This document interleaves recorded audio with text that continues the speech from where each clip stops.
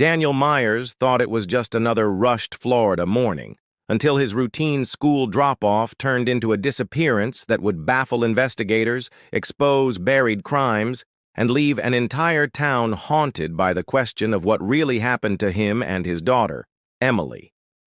It was a heavy, humid morning in Palm Harbor, Florida, the kind where the air felt thick and the world moved a little slower. Daniel Myers woke up later than usual, groggy and disoriented, the alarm clock flashing a time that already spelled trouble. His 6-year-old daughter, Emily, was still asleep, curled under her pink blanket with her favorite stuffed flamingo tucked against her chest. He moved quietly through the small yellow house, trying to shake off the dizziness that clung to him like fog. There were empty beer cans on the kitchen counter from the night before, not an unusual sight for Daniel. He had told himself he'd quit drinking after Emily's mother left, but that promise had dissolved long ago, replaced by the numbing comfort of routine. Every morning followed the same pattern: coffee, a splash of liquor to steady his nerves, and then the school drop-off before work at the construction site. To the neighbors, he was just another overworked single dad trying to keep it together. That morning, though, something felt different. His head pounded with a dull ache as he poured the last of his beer into a travel mug. He stood in the driveway for a long moment, staring at the sky streaked with orange and purple before remembering the time. He rushed back inside, calling out for Emily to get ready. She emerged, still sleepy, dragging her backpack, her hair messy, but her smile bright. Daniel tried to smile back, though his eyes were clouded with fatigue. As he strapped Emily into her car seat, the can he had tossed aside rolled beneath the SUV, catching the attention of Mrs. Parker next door, who was watering her plants. She frowned, noticing the slight sway in his stance. When Daniel pulled out of the driveway, she watched closely, uneasy about how the car drifted before correcting itself. Minutes later, she would be the one dialing 911, her voice trembling as she described what she had seen. A father who looked drunk, a little girl in the back seat, and a car heading in the wrong direction. On the road, Daniel felt an odd rush of confusion. The bright sunlight cut through his windshield like a blade, forcing him to squint. He gripped the steering wheel tighter, trying to focus. He turned on the radio to drown out the pounding in his head, but the noise only made it worse. Emily sang softly from the back seat, her voice sweet and unaware, asking why they weren't turning toward school. He didn't answer. A few blocks later, a stoplight turned red and he braked too hard. The travel mug tipped over, spilling liquid across the floor. The smell of alcohol filled the small space, sharp and undeniable. For a long second, Daniel just sat there, his hand shaking, his reflection in the rearview mirror showing a man who barely recognized himself. When the light changed, he pressed the gas. The SUV lurched forward, and instead of taking the right turn toward the elementary school, Daniel kept driving straight, past the rows of houses, past the gas station, past the familiar streets that usually marked the start of his day. The road ahead narrowed and curved into the marshlands. The sound of tires crunching on gravel echoed in the still air. That was the last time anyone from the neighborhood saw Daniel Myers and his daughter Emily that morning. A man with a hangover, a half-empty bottle, and a wrong turn that would unravel into one of Florida's most unsettling mysteries. The blue Ford Escape moved steadily down the cracked asphalt, its tires crunching over loose gravel as palm trees and thickets of tall grass blurred past. The school was only a few miles away. Yet Daniel Myers kept driving farther from it, deeper into the outskirts of town where the roads turned narrow and lonely. The morning sun glared off the windshield, and sweat dripped down his neck as he tried to remember how he had ended up on this unfamiliar route.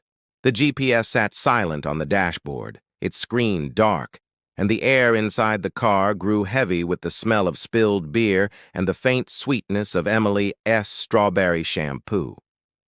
Behind him, Emily was quiet now, staring out the window at the endless stretch of greenery. She didn't understand why her father wasn't taking the usual turn toward school. Daniel glanced in the rearview mirror once, then looked away quickly, his stomach twisting with unease. His head pounded harder with every mile. The scenery grew wilder. Scrub pines gave way to low wetlands and broken fences. The town's edges faded, replaced by the whisper of the wind through reeds and the distant cry of birds. At 7:46 a.m., a call came through to the local sheriff's office. A woman's voice described a man driving erratically with a young child in the back seat. She mentioned the color of the car, the license plate, and the direction he was heading. Deputies were dispatched, but by the time they reached the highway, the Ford Escape had already vanished into the maze of rural back roads leading toward the marsh. Daniel's hands trembled as he gripped the wheel. His mind felt foggy, his thoughts drifting in and out. He wasn't sure if he was chasing something or running from it. The longer he drove, the more he felt a strange pull toward the open land ahead, as if something was waiting for him there. When he reached a faded dirt trail cutting off from the main road, he slowed and turned in without thinking. The SUV bumped and rattled over uneven ground, kicking up dust that clung to the rear window. By 8:15 a.m., the school had already called Daniel's phone twice. When no one answered, the teacher left a message, her voice filled with concern. She assumed he was just late, but when the clock reached 9:00 a.m. and Emily still hadn't arrived, the principal called again, then notified the authorities. It was only then that the puzzle began to take shape. A drunk driving report, a missing student, and a father who had driven straight into nowhere. The search began quickly. Helicopters circled above the wetlands while deputies in airboats fanned out along the marshy channels. Tire tracks were soon discovered leading off a dirt road, disappearing into the tall grass. The path was uneven, with deep ruts and broken branches showing where the vehicle had forced its way through. At the end of that trail sat the Ford Escape, its driver's door wide open, the engine still ticking from the heat. The passenger window was shattered, and Daniel's cell phone lay face down in the mud, its screen cracked. Emily's small backpack rested neatly on the back seat, next to her lunchbox and coloring book. There were no signs of a struggle, no footprints leading away, only the heavy silence of the marsh and the slow buzz of insects filling the air. For the officers who arrived first, the scene felt frozen in time. A car abandoned in the middle of nowhere, belongings left behind as if the occupants had simply vanished into the air. The search team spread out, calling names that went unanswered. The sun rose higher, burning through the haze, and still there was no trace of Daniel or his daughter. By late afternoon, the once simple missing persons case had already taken a darker turn. The only clear fact was that a father and child had disappeared without explanation, and the last place they were seen was a lonely stretch of Florida swamp where even the locals rarely dared to go. As the hours turned into days, investigators began piecing together the fragments of Daniel Myers's life, hoping to uncover a reason for his strange disappearance. At first, it seemed like a simple case of a father making a terrible mistake under the influence, but the deeper detectives dug, the more unsettling the picture became. Daniel wasn't just an exhausted single parent who drank too much. His past held shadows no one in his quiet Palm Harbor neighborhood knew existed.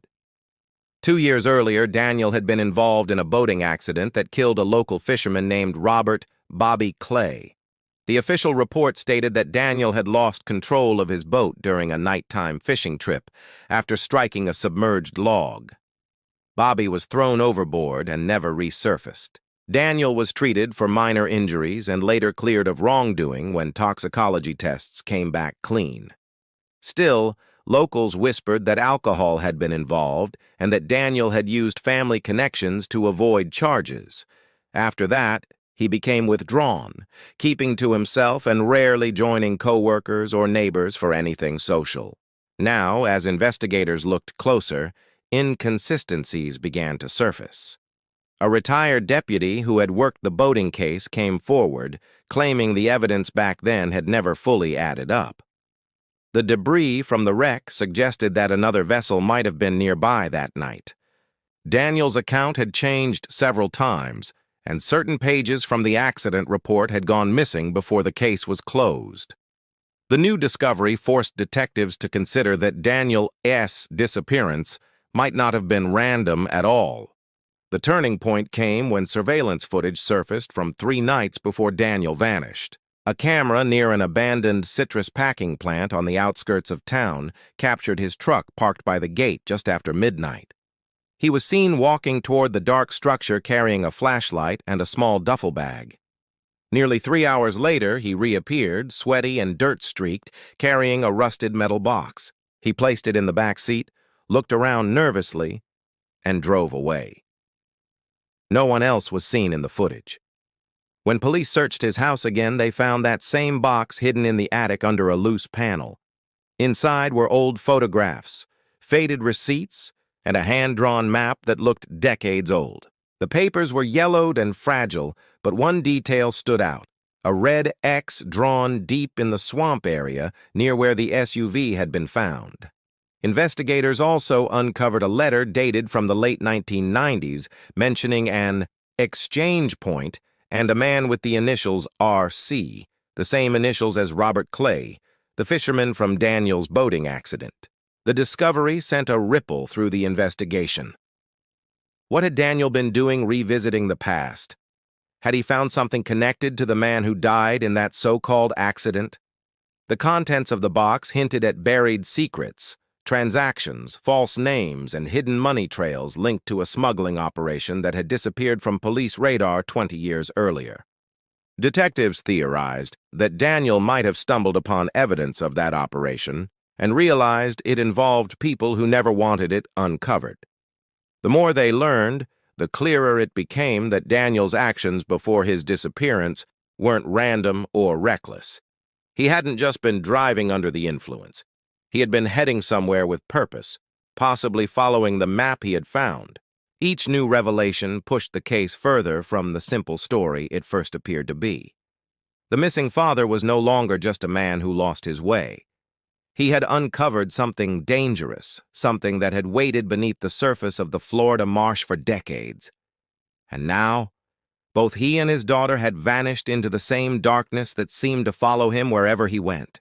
3 days after Daniel Myers and his daughter disappeared, the search shifted from hopeful rescue to grim recovery. Deputies and volunteers combed through the marshlands under the relentless Florida sun, cutting through waist-high grass and swarms of insects. Boats glided slowly along narrow waterways while drones buzzed above, scanning the endless green. It was in this thick wilderness, miles from any main road, that a deputy finally spotted something unusual: a small, weathered shack barely visible through the mangroves. The structure leaned to one side, its roof half collapsed, and its walls wrapped in vines. It looked abandoned, but when the search team stepped inside, the air was warm and stale, filled with the smell of damp wood and decay. The floor was littered with muddy footprints that appeared fresh. 2 water bottles sat on an overturned crate, both half empty, and beside them lay a child's pink hair clip. The team recognized it immediately from the photos circulated during the search. It was Emily's. A few feet away, a pile of debris had been cleared to reveal the mouth of a shallow pit covered with palm leaves. Fearing the worst, investigators carefully removed the covering, expecting to find bodies. Instead, they uncovered a row of metal containers buried neatly in the dirt. Each was sealed with rusted clasps and stamped with numbers that looked military in origin. When they pried one open, they found stacks of old bills, counterfeit money printed on paper that had yellowed with age. Another container held fake identification cards, foreign passports, and ledgers filled with coded entries. The evidence suggested the remnants of a long-dormant smuggling operation. Records later confirmed the shack had once belonged to Robert Clay, the same fisherman who had died in Daniel's boating accident 2 years earlier. Investigators began piecing the connections together. It appeared Clay had been part of an underground network moving illegal goods through Florida's coastal waterways in the early 2000s. When the operation collapsed, some of the members disappeared, and the remaining stash of counterfeit cash was believed lost in the swamps. Daniel's discovery of the map in his attic now seemed far more significant. He hadn't been chasing a memory. He'd been following a trail. But the question remained, why bring Emily? Investigators speculated he might have intended to retrieve the hidden stash and start over somewhere else. But others believed he'd gone there to destroy what he found, perhaps out of guilt over his role in Clay's death. There were signs someone else might have reached the shack too. Several footprints were found outside, one matching Daniel's work boots, another much larger, belonging to an unknown man. No other clues explained where Daniel and Emily went after that. The swamp around the shack stretched for miles, tangled with water channels and thick vegetation that could swallow a person whole. The search team used dogs and sonar equipment, but both efforts led to dead ends. Not a single trace of them beyond the shack could be found. Forensic teams later determined the containers had been buried for at least 15 years, and one of the ledgers inside listed payments made to law enforcement officers during that period. It hinted at corruption and cover-ups, suggesting someone powerful had a reason to keep the operation secret. If Daniel had uncovered those records, he might have realized the danger too late. By the end of the third week, the swamp was quiet again. The shack was sealed off as a crime scene, and the recovered containers were taken in as evidence.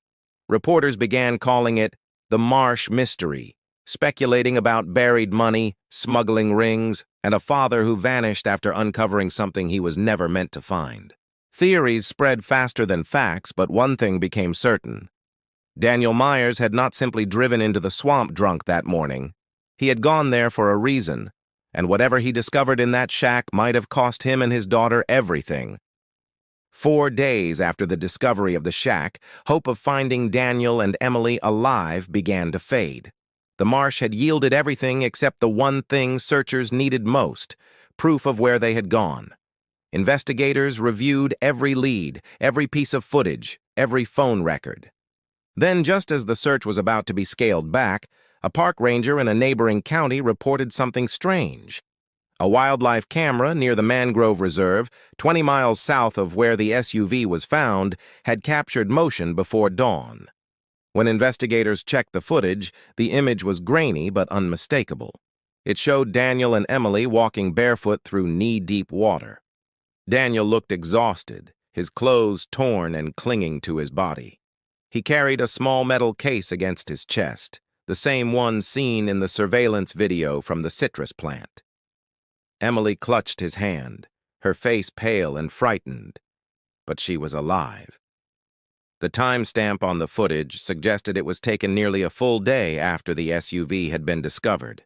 That single detail changed everything. It meant they had survived whatever happened at the shack, at least for a while. Search teams were immediately redirected to the mangrove reserve, combing through mud and roots for any sign of footprints or discarded belongings. But by the time they reached the spot, heavy rainfall had washed away nearly all traces. Dogs caught a brief scent near the edge of a shallow creek before losing it completely.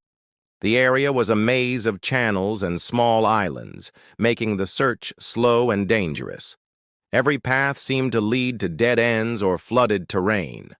Days stretched into weeks, and the case began to slip from the front pages. Then, almost a month after the disappearance, a fisherman on the Anclote River noticed something tangled in driftwood near the bank. It was a construction helmet, coated in mud and algae. When authorities examined it, they discovered something chilling inside, Emily's laminated school ID card. The discovery reignited the investigation, but it raised more questions than answers. If the helmet had floated that far downstream, how long had it been in the water? And why would Daniel have placed something so personal inside before it was lost? Divers searched the nearby river bends, but nothing else surfaced. Investigators began to suspect that Daniel had tried to cross the water with his daughter, possibly using a small boat or makeshift raft. The metal case he was seen carrying remained a mystery. Some believed it contained the counterfeit ledgers from the shack. Others thought it held something more personal, perhaps evidence of what had really happened during the boating accident years earlier. Months later, when the investigation was finally closed for lack of new leads, locals continued to share their own theories. Some claimed Daniel had found something worth killing for and had been silenced before he could reveal it. Others believed he'd planned his disappearance, using the chaos to vanish with whatever was inside that box. A few insisted the swamp itself had taken them, that the marsh, ancient and merciless, had a way of keeping secrets buried. What remained were fragments of a story that refused to fit together. A man haunted by guilt, a hidden map, counterfeit money, and a final walk through the mangroves that ended in silence. The image of Daniel and Emily captured on that wildlife camera became the lasting symbol of the mystery. A father leading his child through the still waters of dawn, clutching something he could never let go of, and vanishing into the wild heart of Florida, leaving behind only questions that would never find answers.